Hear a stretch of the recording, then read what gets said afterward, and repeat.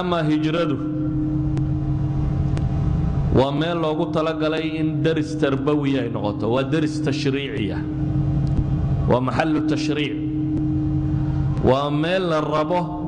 إنه النبي الشرعي أمديس وودتشي صلوات الله وسلامه عليه وميل للربه إنه نغطه موضوع تأسي ميل لقضى إذا النبي صلوات الله وسلامه عليه حالتها سمرك قفك مؤمن كاكو يمادان قابكو يالي لها iyo wixii uu nabi maxamed kaga dayan lahaa salawaatullaahi wa salaamu calayhi baa alla u jideeyey marka waxay yidhaahdaan rixlada hijradu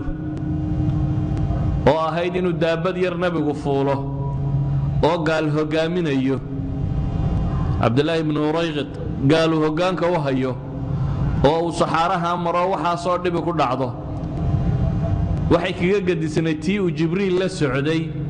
ee buraqa uu saaraa waxay kaga gadisantahay midna isagaa la karaameynayay midna waxaa la rabay inuu ummadda sharci u dejiyo oo ummaddu ay wax kaga dayato idan waxaynu leenahay waxaynu u baahannahay hijrada inaynu daraasayno waayo waa mawduucu tashriic waa meel shareecadu ugu tala gashay inaynu wax ka baranno waa meel la rabo duruus aad u badan inaynu ka qaadanno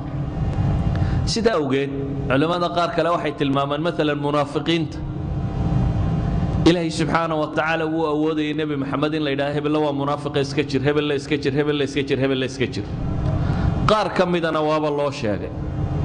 laakiin innaga ilaahay subxaanahu wa tacaala inooma sheegina qur-aanka waxaa laynoogu sheegay sifaat ilmunaafiqiin waayo tashriic buu ahaa la rabay in layna baro qaabka loola dhaqmo munaafiqiinta inaanay hebel iyo hebeelow ahayn ee inay yihiin sifaad iyo dhaqan dad leh oo u baahan qaabka loola dhaqmayo sida awgeed buu nebigu salawaatullaahi wasalaamu calayh xataa midharhkii uu u sheegay xudayfa bnulyamaan saaxibu siri rasuulilaahi buu ahayo isna ma sii sheegin waxaynu masalada markaa leenahay masaa'isha sharciga u baahan in wax layna baraa waxay u baahan yihiin in sifaad macruufa layna tusiyo in cid martay oo kula dhaqantay layna tusiyo si aynu ku dayasho taasi u samayno oo nabiga salawaatullaahi wasalaamu calayh qaabku problemka u manage garayn jiray mushkiladda u xallili jiray qaabku munaafiqa ula dhaqmi jiray qaabku gaalka ula dhaqmi jiray qaabku khatarta ula dhaqmi jiray qaabku muslimka ula dhaqmi jiray qaabku dadka khibradda leh ula dhaqmi jiray waxoo dhan baa la rabaa inay noqoto waxaynu barannay oo nolosheenna aynu ku dabaqanay ولذلك سيدا أوجد وحكو جرا هجرة دروس ترى بدن درس توكل كصابسن درس يقين كصابسن درس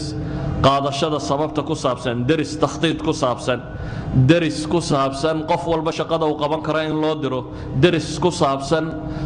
وضع وقف كل إنه ليين الله صعدية ماشى وحمريان درس كصابسن يعني الدروس ترى بدن باكو جرته waxaynu u baahannahay marka inaynu mas'aladan in doora isdul taagno si aynu isu dul taagnana waa inaynu marka hore guud ahaan eegnaa nebiga salawaatullaahi wasalaamu calayhi hijradiisa ayaa wixii ku soo arooray waxaynu naqaanaa nebiga dacwadiisu inuu maka ka bilaabay dadkana uu in badan diinu sheegay reer maka laakiin inay cidhiidhiyeen oo nafta isugu keeneen waxaynu kala ognay inuu nebigu salawaatullaahi wasalaamu calayh sidii xadiidkii jaabire musnad imaamu axmed ku yaalay xaafidkuna xasan ku tilmaamay uu sheegayo inuu dadkii maka iman jiray uu diinta u bandhigi jiray isagoo man yu'wiini leh war yaa ii hoynaya yaa ii hiilinaya aan ilaahay risaaladiisa dadka gaadhsiiyo janno helaya kaasi waxay makansiisay nebigu salawaatullaahi wasalaamu calayhi inuu dad maka ka baxsan diinta gaadhsiiyo oo ay ka ratibanto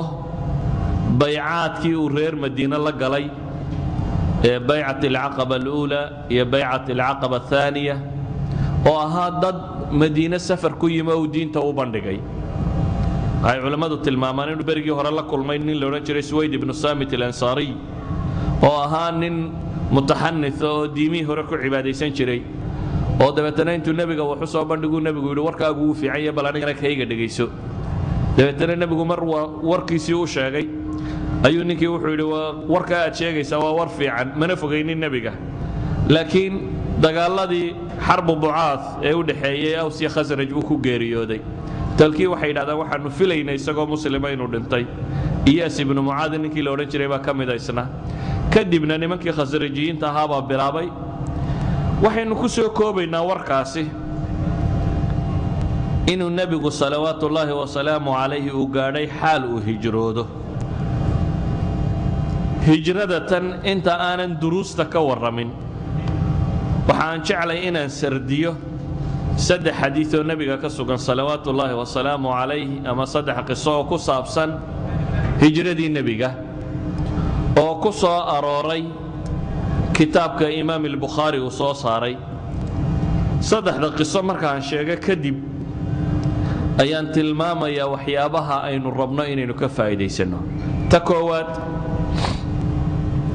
caaisha ridwaanullaahi calayha waxaa laga sheegay inay tidhi maan caqliyaysan bay tidhi ilaa iyo labadayda aabbo oo muslimiina mooyaane yacni caaisha waxay leedahay horeba uma arag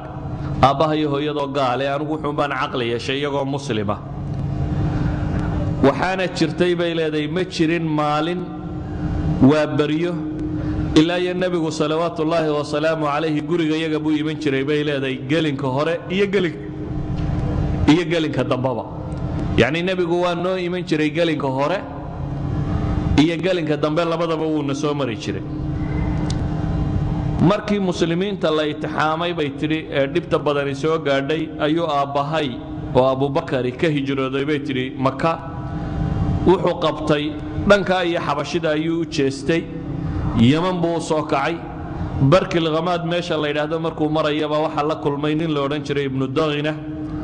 oo qabiilka alqaarna la yidhaahdo madaxda u ahaa dabeetana abibakar markuu arkay wuxuu ku yidhi war abibakarow ayna turiidu ya abibakar xaggaad rabtaa inaad qabata buu yidhi